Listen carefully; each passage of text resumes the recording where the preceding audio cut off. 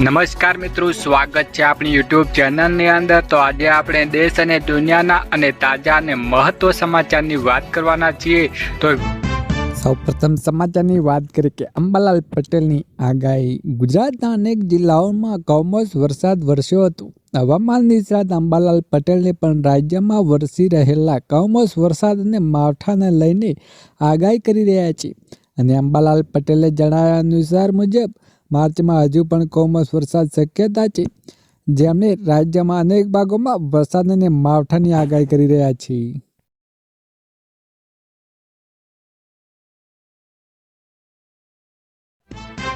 વધુ આગળ વાત કરવામાં આવે તો સીએમનો મોટો નિર્ણય।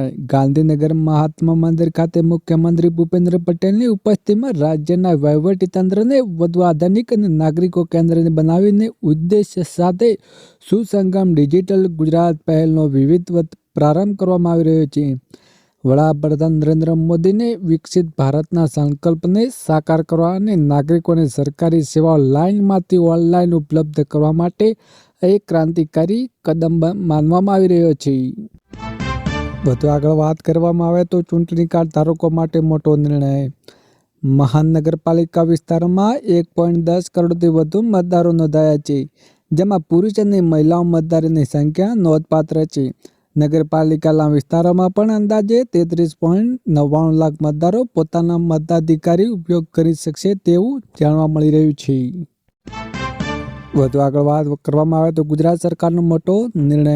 ગુજરાત વિધાનસભામાં યુસીસી બિલ રજૂ થાય છે એ પહેલા જ વિપક્ષે આ બિલનો વિરોધ કરવાની તૈયારી કરી લીધો છે। આમ આદમી પાર્ટીના ડેડિયાપાટા ધારાસભ્ય ચેતર વસાવાએ જણાવ્યું હતું કે આમ આદમી પાર્ટી પહેલથી જ આ બિલનો વિરોધ 80% લોકોએ યુસીસી વિરોધ કર્યો છે।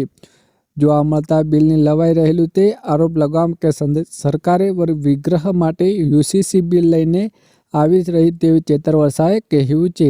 આ બિલથી લીન ઇન રિલેશન્સની પ્રાધાન્ય મળે ચૂંટણી આવી રહી હોવાથી આદિવાસી સમાજને બાકાત રખાયો છે। ભવિષ્યમાં યુસીસી હેઠળ આદિવાસી સમાજની કાયદાઓ પર સરકાર બદલી શકે છે। બિલથી છૂટાયેલા લગ્ન નોંધણી વર્ષીય બધાના લાઈનો લાગશે। હિન્દુ મુસ્લિમ કરાવવા માટે સરકાર બિલને લાવી રહી છે। વધુ આગળ વાત કરવામાં આવે તો પેટ્રોલ પંપ પર મોટી કતારો।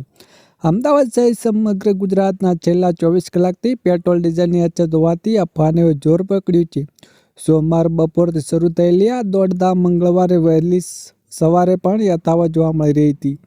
અફવાઓને કારણે લોકોમાં ફેલાયેલા ડરને પગલે મોટા શહેરો પેટ્રોલ પંપ વાહનોની લાંબી કતારો લાગી રહી છે।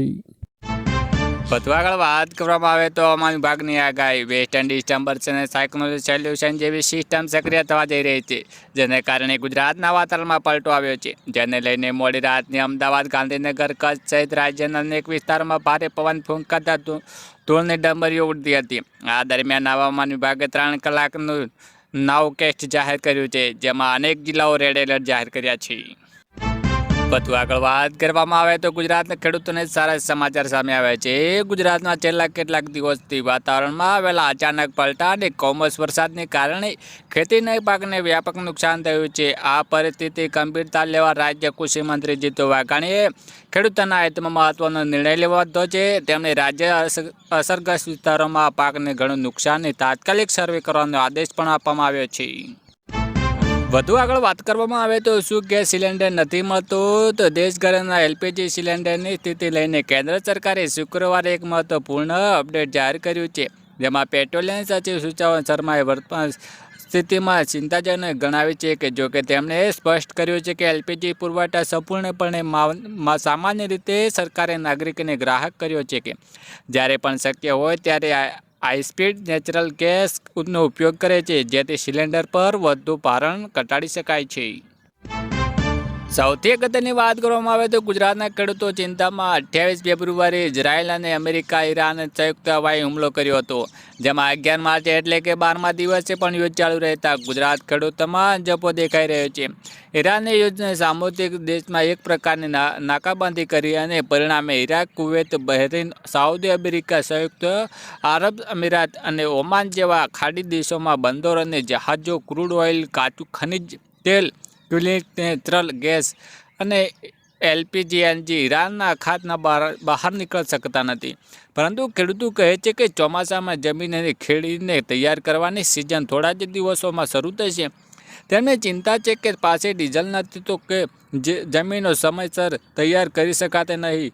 બીજી તરફ ઓઇલ માર્કેટિંગ કંપનીઓએ અને પેટ્રોલ પંપ સંચાલકોનો દાવો કરી રહ્યા છે કે હાલ ડીઝલ અને પેટ્રોલની કોઈ ઘટ નથી.